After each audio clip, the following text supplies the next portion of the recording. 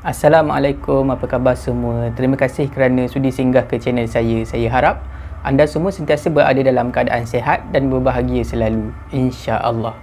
Dalam video kali ini macam biasalah, ada dua segmen.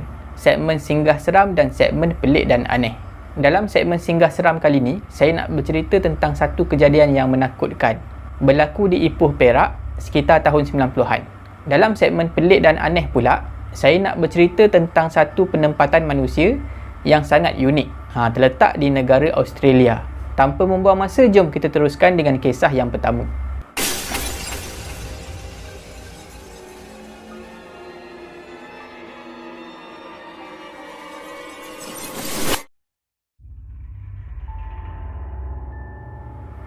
Selamat datang ke segmen singgah seram.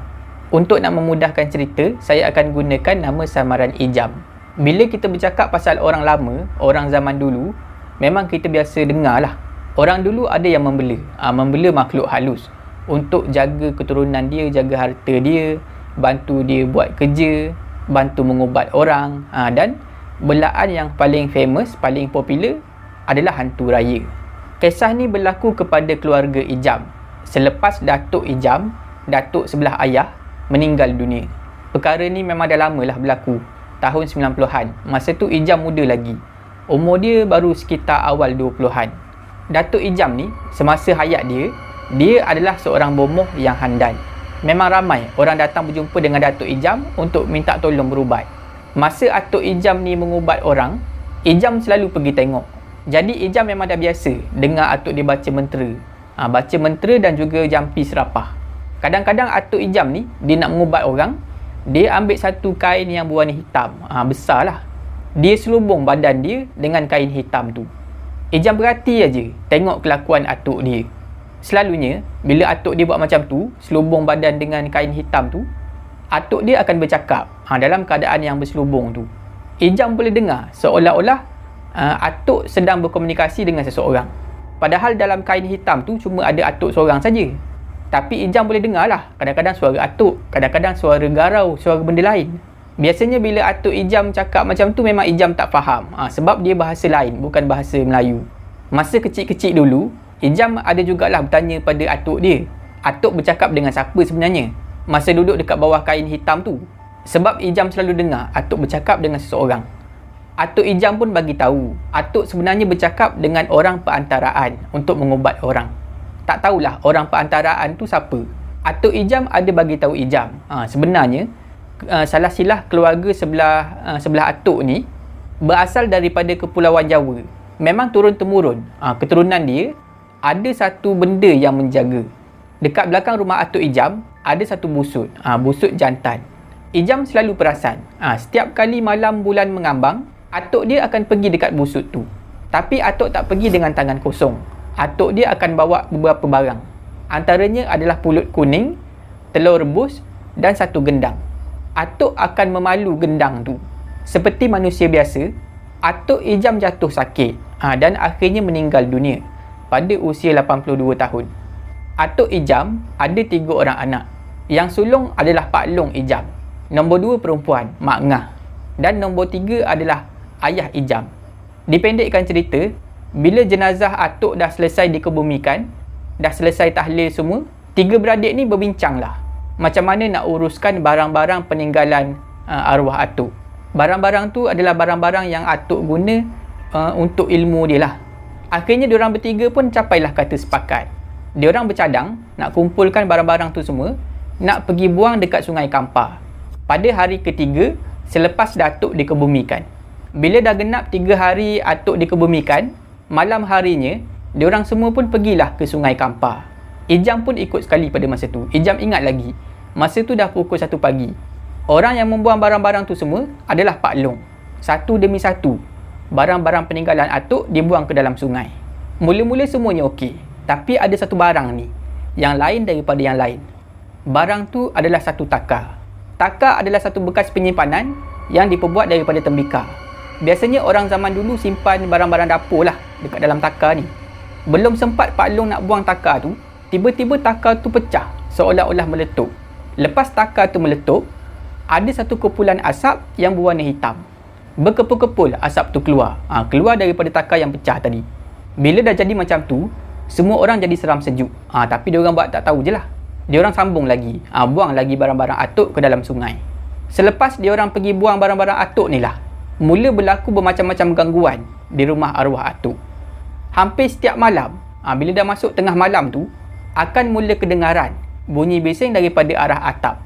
Seolah-olah ada satu benda yang berat berjalan di atas atap, dan disertai dengan bunyi cakaran. Mak saudara Ijam dan juga anak-anak dia sampai berpelukan sebab takut. Nenek Ijam pula cakap, bunyi bising daripada atap tu berpunca daripada hantu raya belaan arwah atuk. Masa itulah nenek tanya Pak Long. Nenek tanya pasal takar tu. Pak Long sampai tergagap-gagap bagi tahu nenek. Pak Long bagi tahulah takar tu dah pecah. Ada kepulan asap berwarna hitam terlepas. Muka nenek berubah menjadi pucat pada masa tu. Rupanya dia tak tahu takar tu dah pecah. Gangguan di rumah atuk berterusan berlaku dan keluarga Ijam dah boleh dengar orang-orang kampung bercakap. Ada beberapa orang penduduk kampung yang mendakwa ternampak kelibat arwah atuk berkeliaran di kawasan kampung tu. Pernah satu malam ni, Ijam naik motor daripada rumah dia nak pergi ke rumah nenek, nak teman nenek. Masa tu malam lah. Bila Ijam dah dekat nak sampai kat rumah nenek tu, tiba-tiba Ijam nampak daripada jauh. Ijam nampak arwah atuk sedang duduk bertenggek di depan tangga rumah. Ijam menggelabah pada masa tu. Ijam sampai terlanggar pokok betik yang ada di halaman rumah nenek. Semenjak Ijam nampak arwah atuk ada dekat tangga rumah nenek tu, seorang demi seorang, mak saudara dan pak saudara Ijam nampak kelibat arwah atuk. Makhluk yang menyerupai arwah atuk ni, sekarang ni dah mula pergi dekat rumah anak menantu dia. Mak Ngah Ijam sendiri bercerita, Mak Ngah pernah nampak arwah atuk ada dekat dapur tengah-tengah malam dalam gelap. Arwah atuk sedang makan sesuatu dekat dapur. Mak Long Ijam pula cakap, dekat rumah dia, hampir setiap hari pada waktu senja, makhluk yang menyerupai arwah atuk ni akan muncul dalam rumah dia.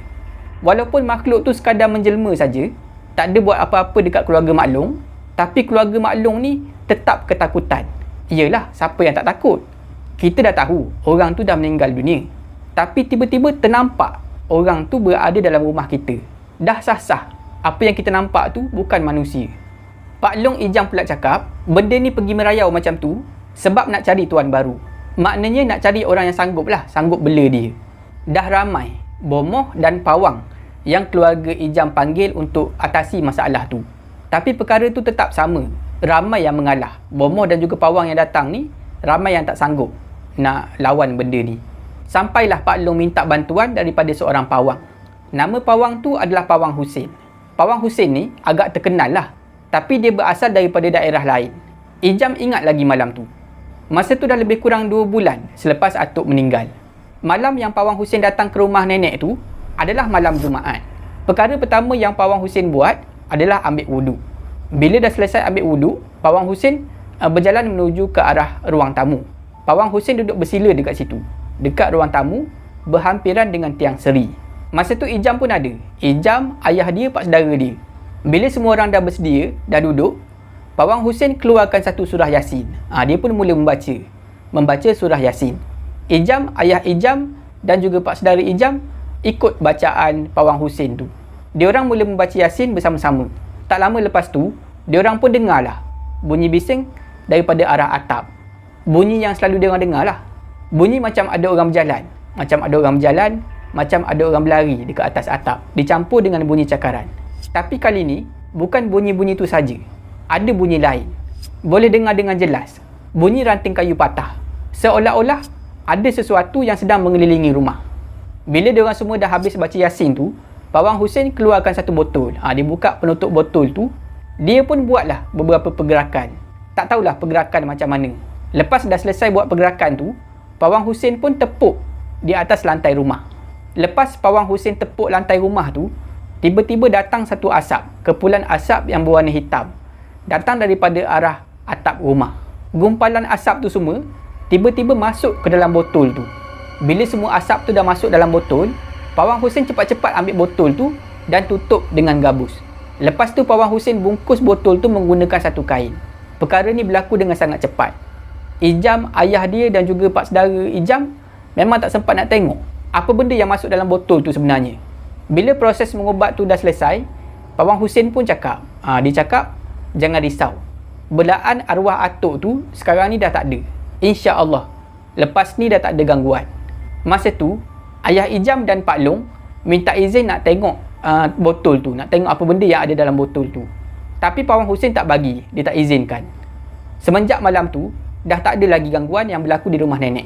Betul lah apa yang Pawang Hussein cakap. Cuma kadang-kadang Ijam rasa nak tahu, adakah Pawang Hussein ni dah buang botol tu ataupun disimpan.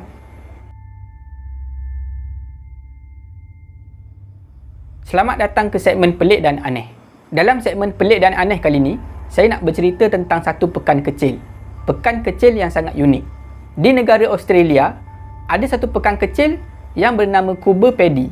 Sekali pandang, pekan Coober Pedy ni kelihatan seperti padang pasir yang tandus. Padang pasir yang tandus dan panas.